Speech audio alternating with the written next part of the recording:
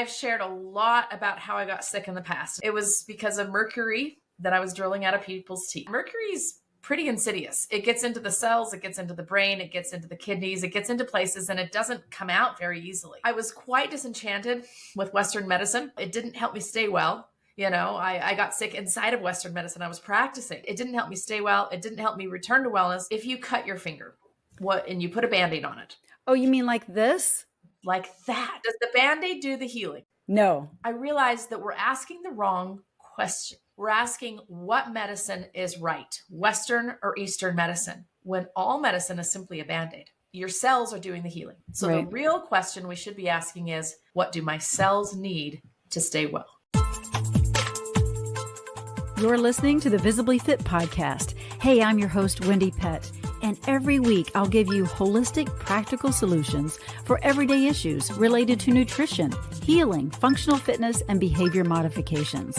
As a naturopath, fitness expert, and wellness coach for over 20 years, my goal is to empower you to reach for greater health and to rise up to your next level of living in mind, body, and spirit.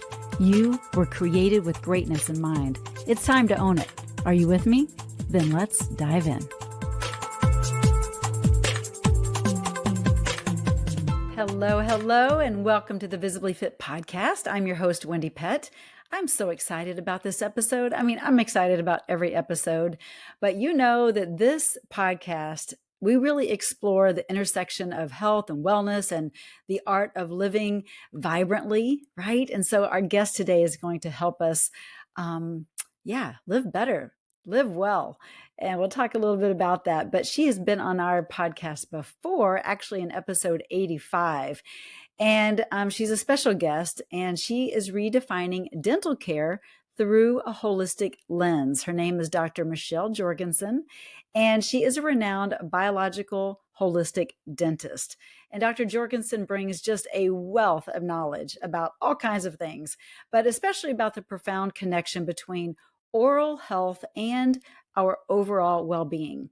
She really emphasizes the importance of natural, patient-centered approaches that empower individuals to take charge of their health. And so I want you to join us as we just dive in deeper and we have this discussion about how your smile can impact your vitality, the role that nutrition and how that really plays a role in your dental health, and why we need to look at our health with seasons in mind. That's right. Spring, summer, fall, and winter. Have you ever thought about that when it comes to your health? Well, you will think about it differently after listening to this podcast. And we're also going to be talking about just the innovative practices that can lead to a healthier life. So get ready to transform the way that you think about your perspective on dentistry.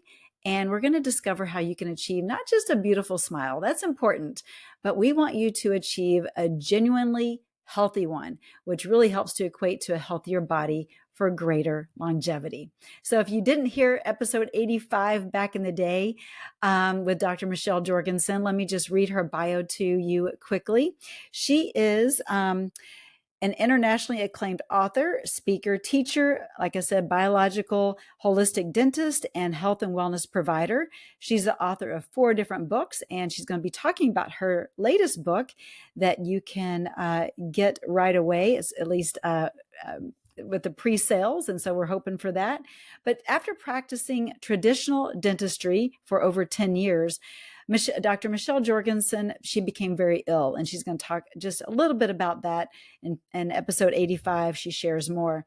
But through her own journey to return to health, she discovered that she had mercury poisoning from drilling out mercury fillings for her patients. And so she was concerned that there may be other health-threatening materials or procedures in dentistry. And this concern led her to the biologic holistic dentistry field. So for over a decade, she has been paving the way in biologic holistic dentistry, learning from pioneers all over the world. And she's created the Total Care Dental and Wellness Way. It's a patient care-centric, health-focused method for treating dental and overall health. Patients from around the world seek out her care and come to Total Care Dental and Wellness to have their health restored. She's also the founder of Living Well with Dr. Michelle, which is also the title of her new book. It's a local and global outreach to teach the habits and the behaviors necessary to really live well in today's world. Everything from simple, healthy meal planning to for busy families to nature's medicine cabinet are included. She has received certifications as a therapeutic nutritional counselor, a certified nutritional autoimmune specialist, and is board certified traditional naturopath. And she's a busy mom of 4. She loves to spend time with her family and is happiest when teaching and helping people. And you will see that right here in this podcast. She loves sharing her expertise and her knowledge. So lean in, listen well, because you're going to love this episode. Enjoy this podcast. Well, welcome back to the Visibly Fit Podcast, Dr. Michelle Jorgensen. So good to see you, my friend. Thank you for having me back. Yes, you're welcome. Well, I'm excited because you have this new book that you've written, and we are on a mission. I'm on a mission with you because I have read parts of it, and I'm like, this is a great book. So we want to get some pre-sales going because it comes out in May, but it's Living Well with Dr. Michelle. And this is a little bit different take on a book than you've written in the past. Let's talk about why you decided now to write about your story in particular. Yeah. It's interesting. I've shared a lot about how I got sick in the past. And if anybody, watched the podcast before, it was because of mercury that I was drilling out of people's teeth. And it just wasn't anything that I could have predicted. But not only that, mercury's pretty insidious. It gets into the cells, it gets into the brain, it gets into the kidneys, it gets into places, and it doesn't come out very easily. And so in trying to get better, I was quite disenchanted with Western medicine because I thought, well, first of all, it didn't help me stay well. I got sick inside of Western medicine. I was practicing Western medicine and going to doctor after doctor with no answers. And so it didn't help me stay well. It didn't help me return to wellness. So it was really, I was kind of turned off to the whole idea of Western medicine. So I started looking really deeply into alternatives. And people call this alternative medicine, or, there's a lot of names for it. And sometimes people start to roll their eyes at about this point, oh, the crazy stuff.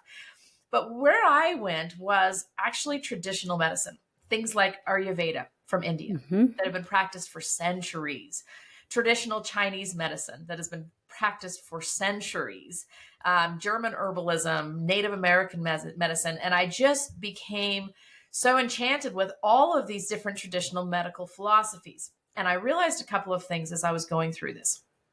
First of all, they're all saying the same thing, like pretty much. It's just using different terms, different words, different languages, but they all were very in tune with the earth, with the seasons of the earth, with the elements of the earth. And I realized that a lot of their classification systems, their descriptions, they were all pretty much using the same ideas. So they were similar, but yet really hard to filter between them all because I don't different speak modalities. I don't speak, Hindu. I don't speak these things. And so, oh my God, this is going to be real hard to transfer to somebody who doesn't want to go read all the books that I just read. So that was the first thing I realized. The next thing I realized is that most of what we call modern medicine today came from all of the things they did. That's where it started. And for some reason, we got to this point of saying, well, we need to get rid of all of that to now adopt modern medicine, instead of saying, well, why can't we bring that along and now just reinforce what we knew with what we now know, bring science in and strengthen and reinforce what they have known for centuries. So I realized these were things that I needed to learn personally. And this is really what I used to get better, because mercury toxicity is no laughing matter. And it took me about 8 years, honestly, to get out of the mess I was in physically. So I used those things to do it. And then I got to a point and I said, this brings answers that people are looking for when they're overwhelmed, struggling, frustrated, buried in literally a mountain of information that we're surrounded by today. We're not lacking in information, but where do you start and how do you use all this stuff? That's so good. Well, I know people are excited that are tuning into this podcast to hear more from what you have to say, because I think there's a lot of people like you that are just overwhelmed and frustrated and confused, and yet there's kind of been this awakening, if you will, that people are on board with the notion that modern medicine isn't always so great. And so they are seeking alternative solutions and getting back to the root, if you will, of what really works. And so I think this is a perfect time for this book to be out, especially with again, the wake up, the political win. Exactly. Yeah, we can go there. Yeah. Exactly. So it's exciting what's happening. And I believe that we're on the cusp of kind of a breakthrough, if you will, of getting back to our roots, which is kind of interesting, that we need to break through some almost like pride and ego stuff in a way to get back to what can really solve the problem. So in your case, you did a lot of research and went through it 8 years to get your body into healthy alignment again. And you know that it's all about cellular function, right? Cellular health. And so your book, you talk a lot about the cell. And if our cell isn't well, then we have disease, right? Dysfunction. So let's talk a little bit about the cell and just your take on what you've discovered in those 8 years of getting healed. Yeah. So one analogy I love to use is if you cut your finger, and you put a Band-Aid on it. Oh, you mean like this? Like that? No, I'm cracking up because when I just read your book, right? And I cut my finger with a bread knife, and I'm like, oh, she's talking right here. Yep. So if you cut your finger with a bread knife, you put a Band-Aid on it. Does the Band-Aid do the healing? No. My granddaughter thinks the answer is yes, so I'm going to let her keep believing that, but no. Sure. The Band-Aid does not do the healing, but you put it on for a reason. Yeah, so the blood doesn't get all over everything else I'm trying to work on. And so it's protected and covered and, all those things. So like you're supporting the Band-Aid, supporting the healing.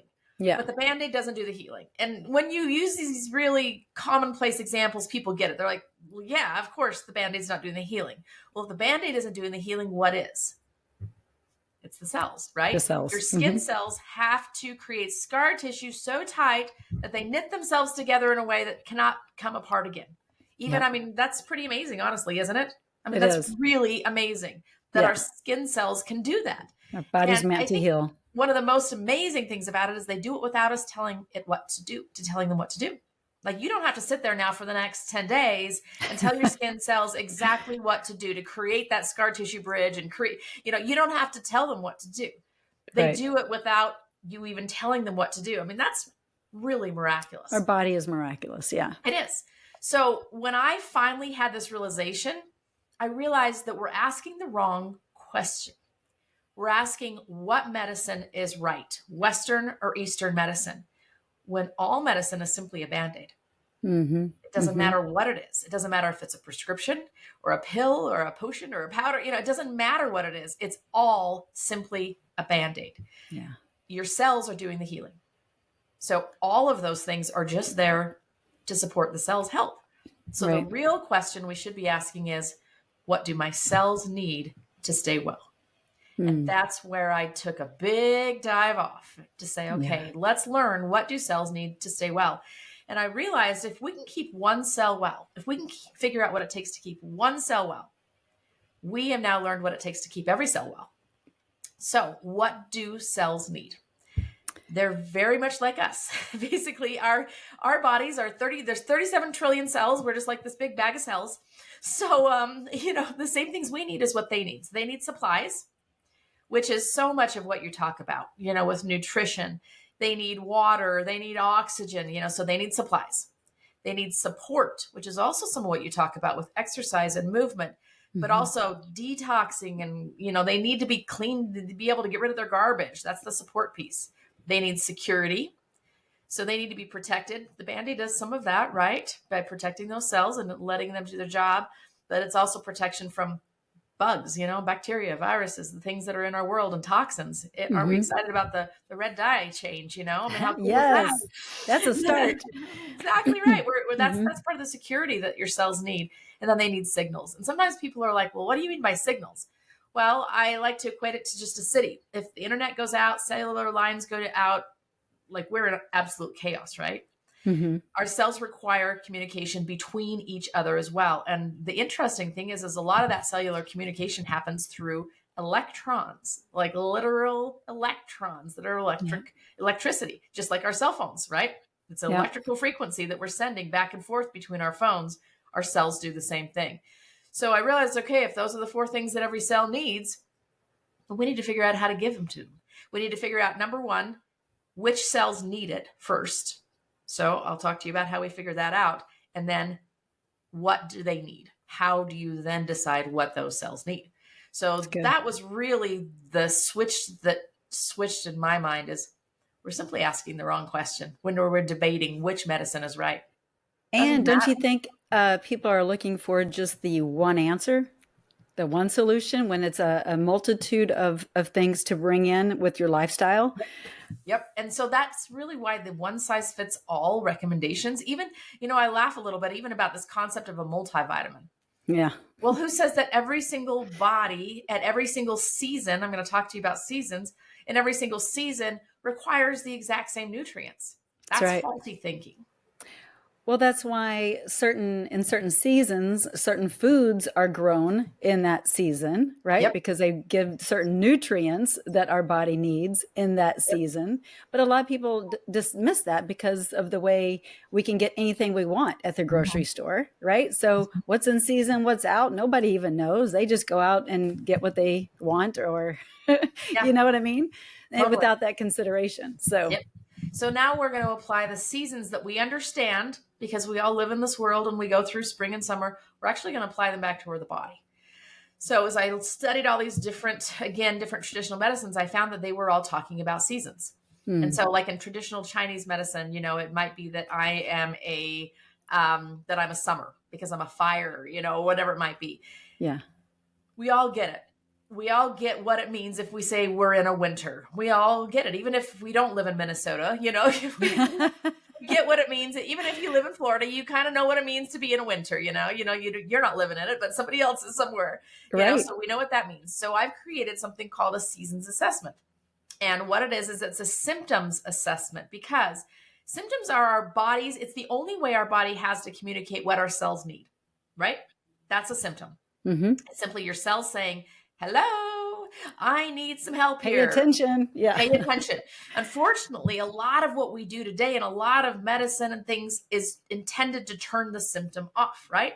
Mm-hmm. I mean, ibuprofen, what is it for? To turn off the symptom. The pain. Yep. To turn off the pain, to turn off the headaches, turn off the whatever. Instead of saying, oh, that's a signal. Yeah. I need to pay attention to that. Okay.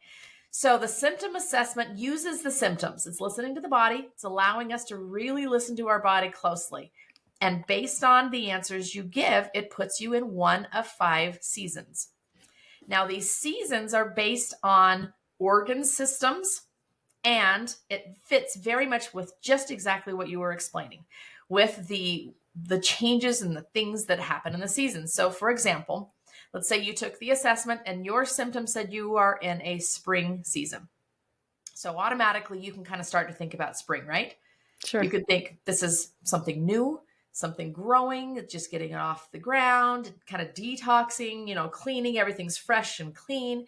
Well, the organ systems related to spring are the liver and gallbladder, which are the systems that Makes do sense. exactly that. Detox. Yeah. Yep. Mm-hmm. They detox, they refresh, they do all of those kinds of things. So liver and gallbladder is associated with spring.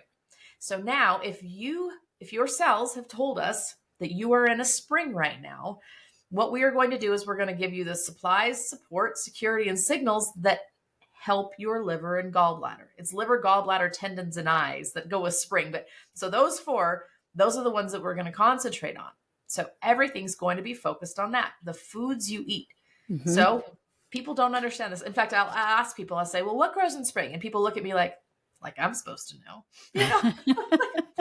Let me fill you in. So the things that grow in spring are, but it's a lot of greens.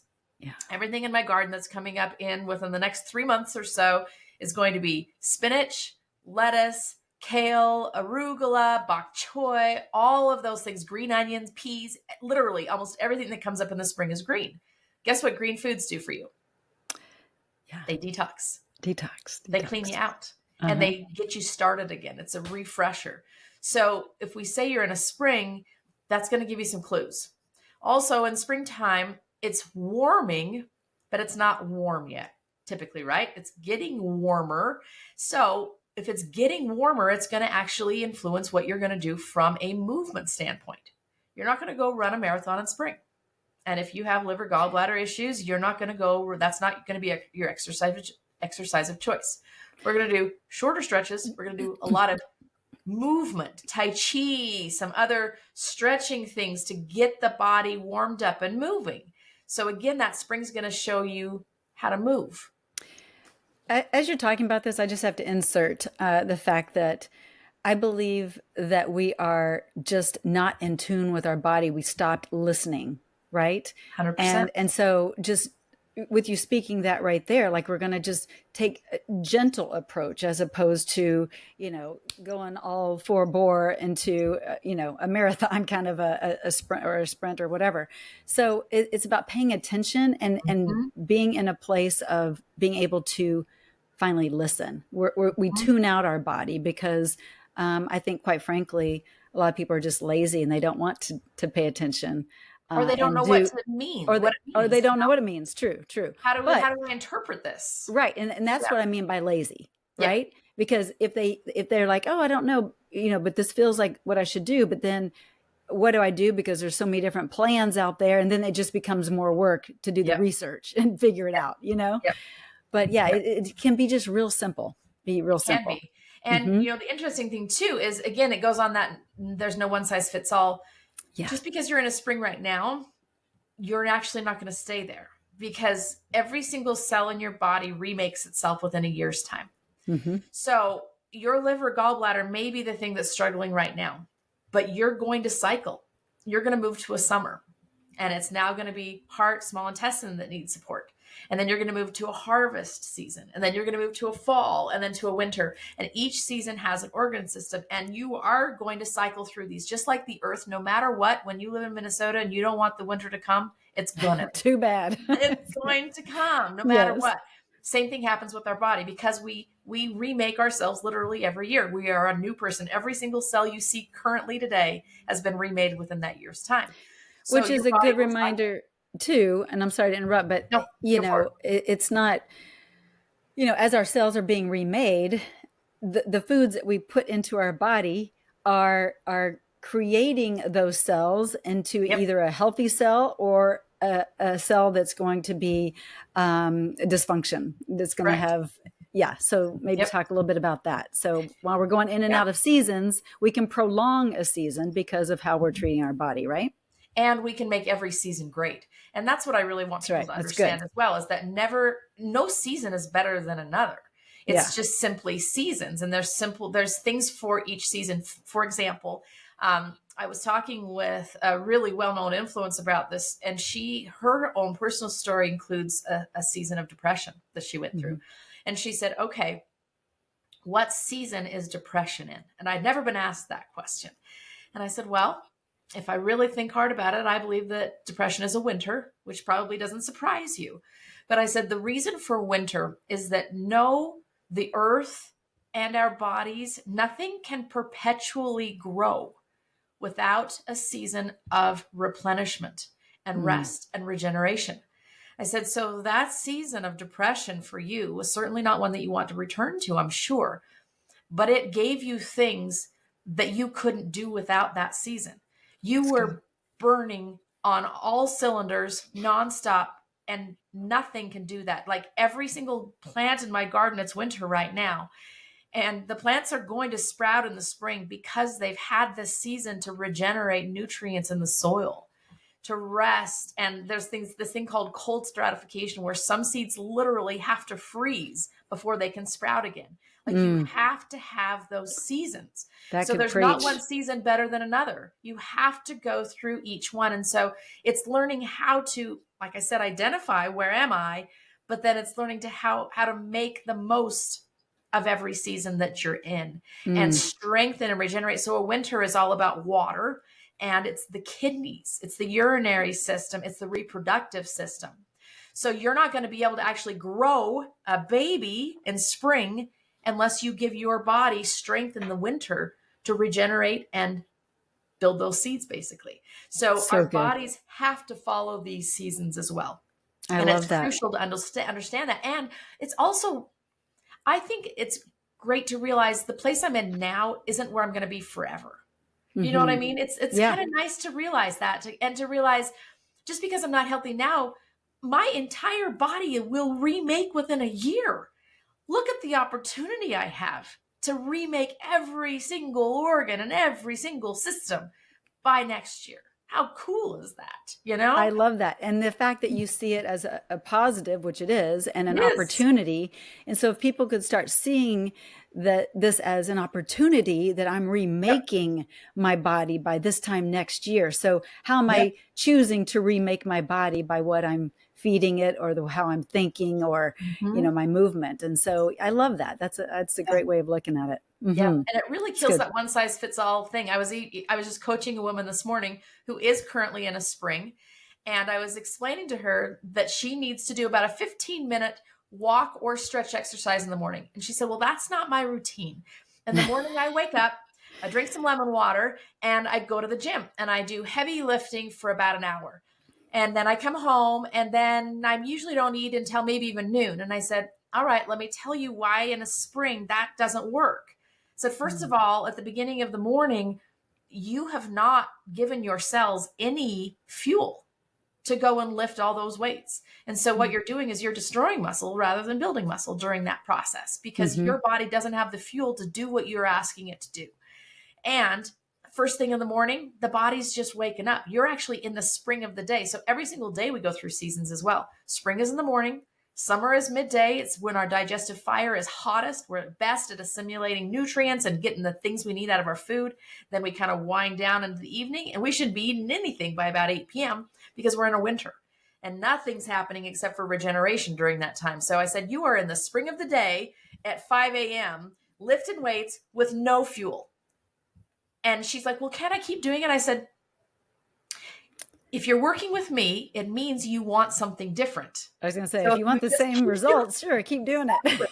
So if you just keep going and lifting for an hour of heavy weights at 5 a.m. with no fuel, why do you expect that we're going to see anything different at the end of the next 30 days? We're not going to. So it's all about just understanding, but does that mean she's never going to be able to lift heavy weights? No, of course not. But we're going to wait till she's in a summer for doing that, or at least the summer part of the day. I said, at least wait till like 2 p.m. At least have some fuel on board before you're going to do that kind of thing. Yeah. So just really reframing the way you see your day. Nothing's right or wrong. Again, like we talked about that marathon. Can you never run a marathon? No, absolutely you can run a marathon, but only when your body's in a summer or a harvest, or, not when it's in a winter. Oh, heavens no. In fact, I think I'm actually in a winter physically myself.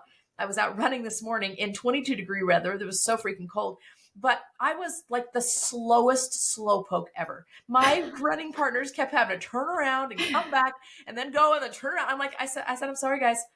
Like, this is what I got heavy right now. This is what I got right now. And so I am giving myself the permission to be a slow winter right now. And this is all I got. And it's fine. You just said something right there. And I think that is a key point. Give yourself permission to be in the season that you're in, right? And give yourself grace and love and compassion and do the things. And when it's time to push, then push. But, when it's time to pull back, it's okay. And that's good. When I was reading your book, I was thinking about how it's all about going with the flow. And it's a literal flow because it's the bioelectricity flow, right? Yep. And so when we think about that, just the way that we are, electrically charged. I was actually reminiscing of a story of a friend of mine who had prayed over a friend. Actually, it was his son.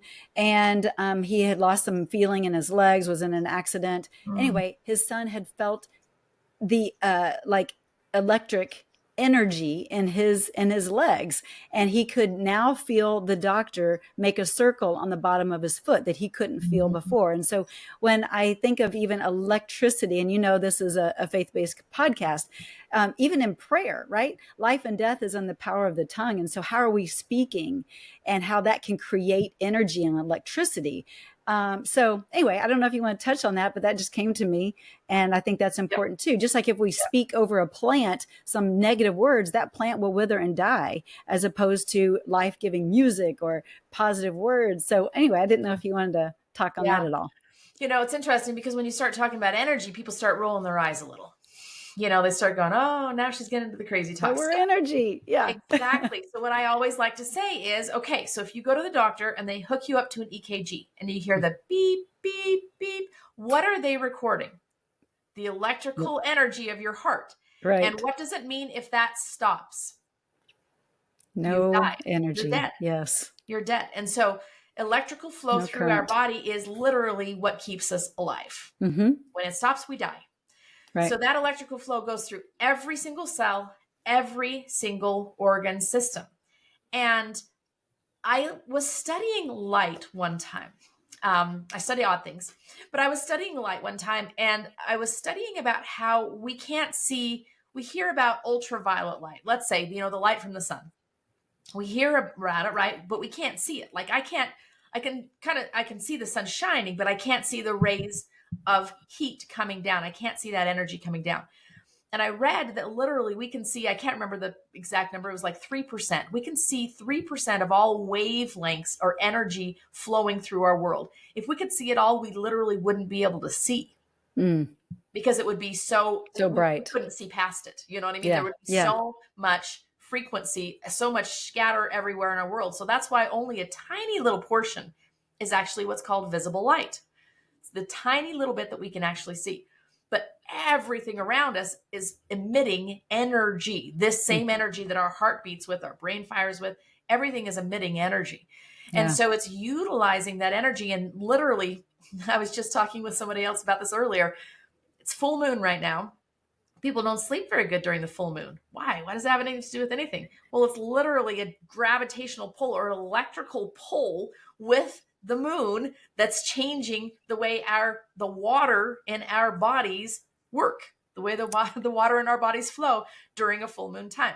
So all of these energies are around us, and our gut microbiome is affected there too. And if you have the parasitic, everything comes alive, or whatever it might happen. So we need to, number one, acknowledge that, okay, this whole idea of energy is not a crazy talk. This is simply the thing that goes beep, beep, beep on an EKG.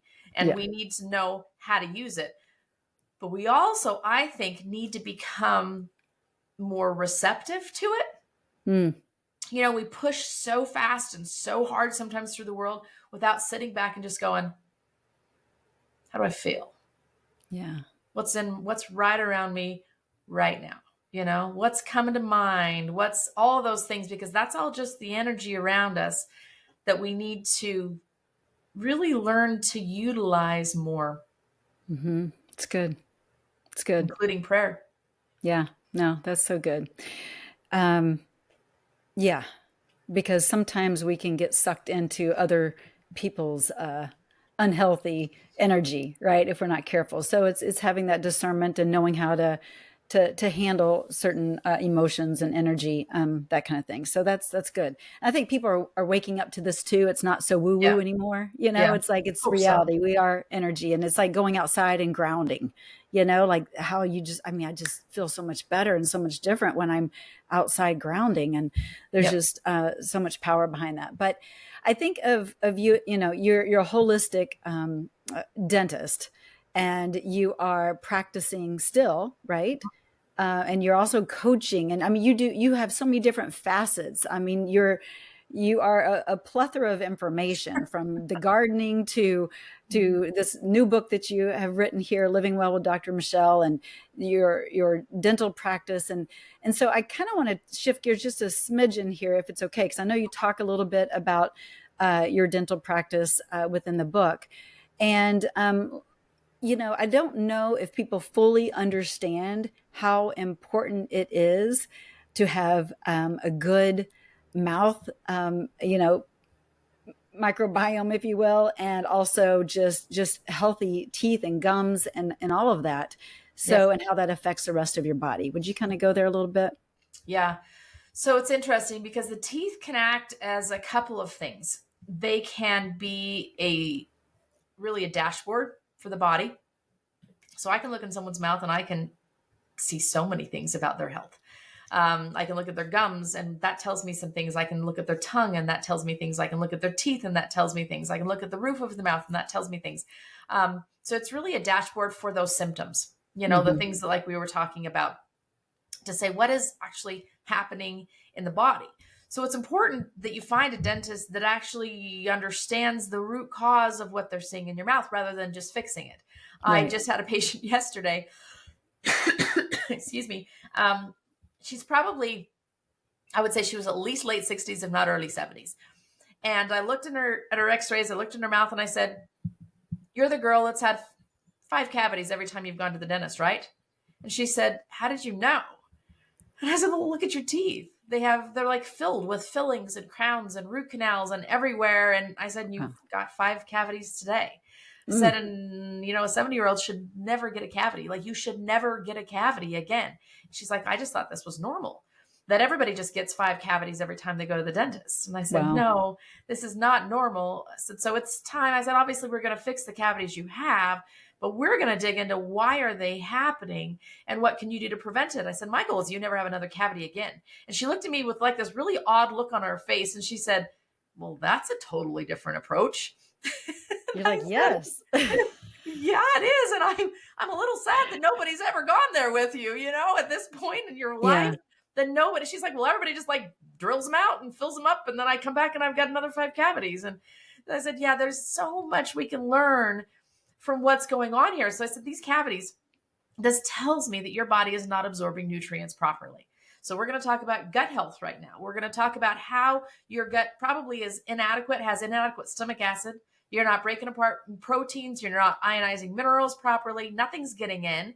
And I said, the thing about this as well is teeth are just like bones. So if you have holes and cavities in all of your teeth, you have them in your bones too. So it's time to slow down and say, what are these cavities from? Let's fix the gut so that you don't have broken bones, broken hips, broken everything from this point forward as you get into these later years. And these are just the conversations that people need to understand. There's so much to be learned here in the mouth, but there's so much correlation between what we see and the health of everything else as well. So good. So true. And I just think that if more dentists, specialists in any area were more about the holistic approach, then there would be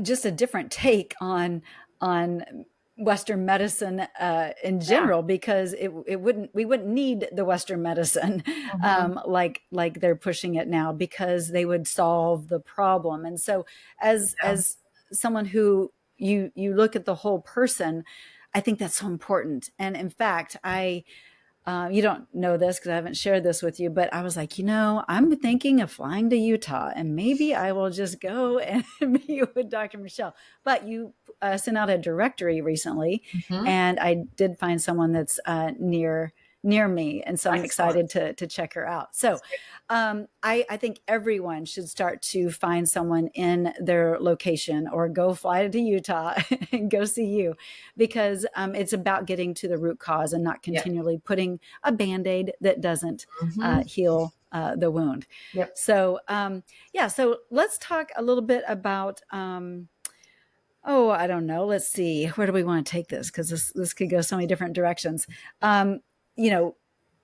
Okay, I got a question for you. This is just out of left field, but when it's about taking care of your teeth, what do you think of using water picks? Okay. Are So you a fan or no? depends on the purpose. Okay. If you are fighting gum disease, let's say, and you're hoping that this is going to help, it might, because you can put medicaments, you can put, medicinal things in that water pick and get them into places that you can't get by just swishing things around in your mouth. Super good for that. If you're using it to blast food out from underneath crowns or wherever it might be, great for that as well. If you're using it really harshly right against the gum, kind of a little, OCD, then you could actually create some damage. So it's all about how it's utilized. And honestly, I think everything is that way. It's all about how and when it's utilized, what's the purpose of it. So if the purpose is to clean things out or to medicate where we can't get it to, great, go for it. I was totally just asking that for a quote unquote friend, meaning me, because I have been OCD about it. And I'll tell you what, I am now getting food caught in places it's never been caught before. And I'm like, I think it's a water pick. Pushing my gums down. Yeah. Actually, I went and learned from a doctor in Switzerland, and he is completely opposed to any flossing, water picking, anything, because it actually does create a gap between the gum and the tooth that isn't naturally there. And so I honestly take a little different approach than a lot of dentists. If you don't have a lot of dental work in your mouth, if you haven't had a lot of things that actually require extra cleaning, if you've had a crown or different things, then it takes a little more work to clean around it. But if you don't have a lot going on in your mouth, I actually don't believe that you need to do routine water picking, even flossing, maybe a few little areas here or there. But it's actually more important to keep that tight seal between the gum and the tooth. That makes sense to me. That makes sense to me. So I had to ask that. Yeah. And I know, of course, our teeth, just like our bones, need to have a mineral uptake, and so I was thinking about the water in which a lot of people are drinking, whether it's reverse osmosis or distilled water. And you actually did a video on this not too long ago. And let's talk about that as it pertains to our health of our mouth, because a lot of people don't realize, well, first you have to put minerals back in to that water. But what are your findings? Yeah. So a lot of people are doing those reverse osmosis or distilled water intentionally to get rid of things that they don't want in their water, right? Yeah, PFAS and all those things, and fluoride. And fluoride. And there's a huge revelations, huge research that's just been coming out in the last couple of months about this. There was just a lawsuit filed, I think 2 days ago, from a huge parent group organization that was suing Procter & Gamble, Colgate, about false advertising for children's tooth care products, stating that fluoride was safe for children. And they're saying it is not safe. This research is now showing it decreases IQ levels. It does all of these things. So a lot of people are removing things like fluoride intentionally. And you really can only remove those things through reverse osmosis or distillation. So it's not, in fact, I walk through this in the book. I talk because, like I said, winter is water. So we talk all about how to get clean water, because water is the carrier of all the nutrients to your cells. I like to think of it as the FedEx truck. And so if the FedEx truck's already full, how are you going to even put like the good nutrients on that you just ate? You can't, because it's already full of crap. So you have to get all the junk out of the water so the FedEx truck's empty so it can take what you want to the cells. So reverse osmosis and distillation do a great job of that, right? They clear the truck out. FedEx truck's empty. It's ready to take whatever you need. Unfortunately, the problem is it needs something. That FedEx truck needs something in it. It needs a driver. It needs some seeds. It needs like a few things. Otherwise, it's going to steal those things from you. And what that water has to have in it is it has to have minerals. Those minerals actually facilitate the communication inside cells. That is literally what carries electrons. People hear this word electrolyte, like we talk about this all the time, right? Yeah. Drink your electrolytes. We have no clue what that means. It means that it is the thing that carries the electrons. Right. So it's the thing that's bringing the energy to the cell. All right. So if you have no minerals, you actually will, the cells will steal minerals from your bones. And teeth in order to do the work they need, in order to even do all of the other jobs that they need to do. So if you're drinking reverse osmosis or distilled water, and there's research that shows exactly this, it will create more tooth decay. And remember I said bones are like teeth. If you have tooth decay, you have holes in your bones as well. So it's literally mining minerals from your teeth and your bones if you're drinking what I term hungry water, which is reverse osmosis and distilled water. It's hungry. It's hungry for minerals. So you have to remineralize the water in order for it to not be damaging to your body. There's one other thing that I need to talk about with this is alkaline water.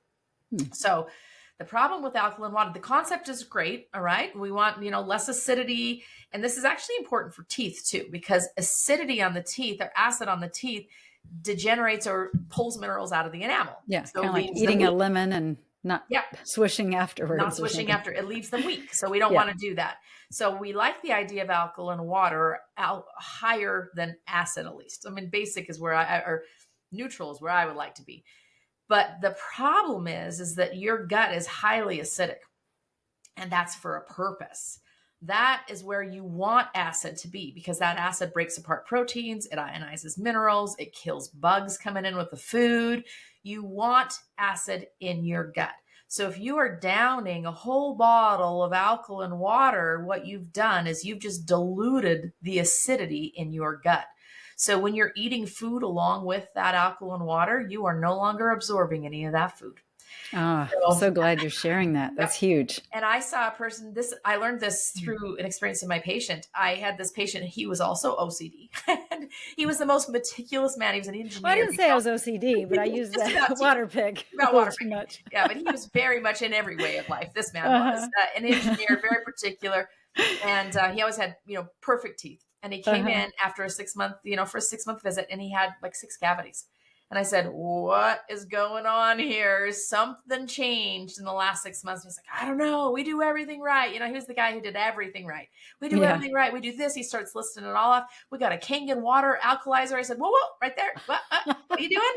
He's like, oh, we're drinking alkaline water. We got that thing cranked up as high as we can get it. I said, more is better.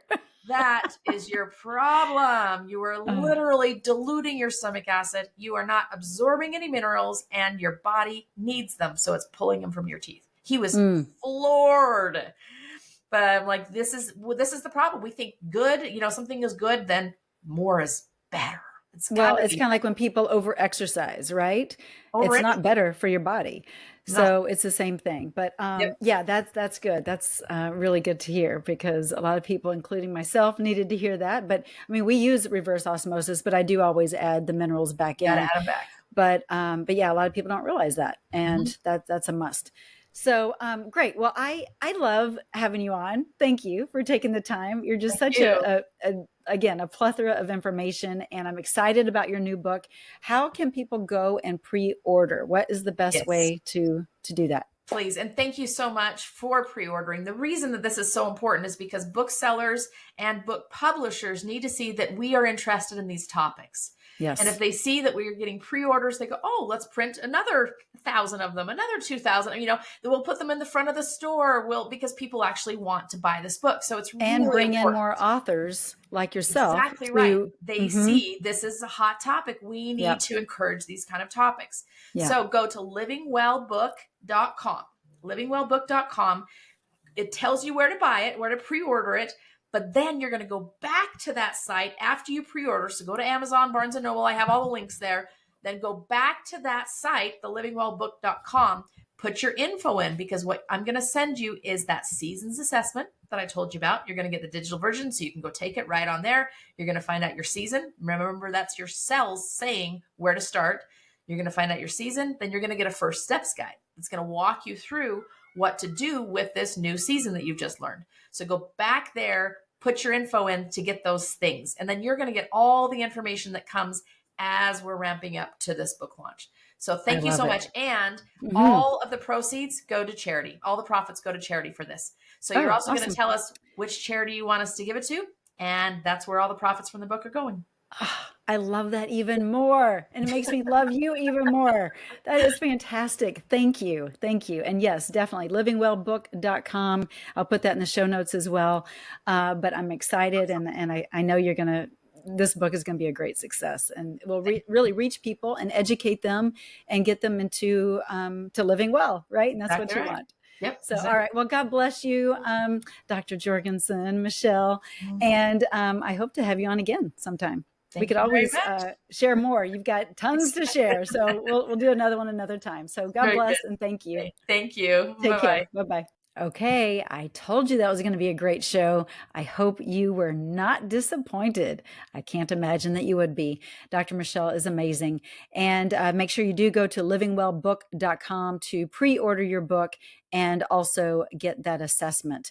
Also, if you go to the link in the show notes, I have a special link just for you. And if you use the coupon code Wendie, Wendie, you will receive a 10% discount on her products. I'm showing you here right now one that I'm using, and it's the say that 5 times fast, Remineralizing tooth powder.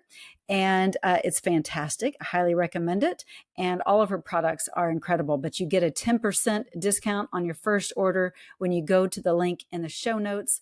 And again, use coupon code Wendie, Wendie, all lowercase. All right. Make sure you take advantage of that when you go to their website, or the website that I have in the show notes. All right. Thanks so much for tuning in. I hope you enjoyed it. And we look forward to the next time that we're together next week.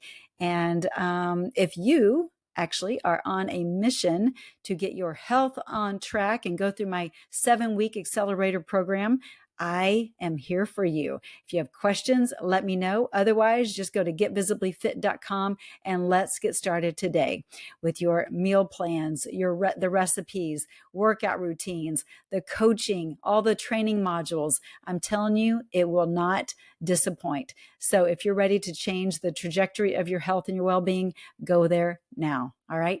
All right. Thanks so much. I know you got a lot of places to go, a lot of different links to go to, but go to all of them, because make this 2025 year your best health year yet. All right. God bless, and we'll catch you next week. Well, that's a wrap for today's show. So thank you so much for tuning in. I love spending this time with you. To learn more and get more free resources, just head on over to wendiepett.com. And thank you in advance for sharing this episode and this podcast, following and subscribing not only to this podcast, but finding me on social media, Instagram, YouTube, Facebook, wherever you are, I'm probably there too. Until next week and our next podcast time together, make it a visibly fit day.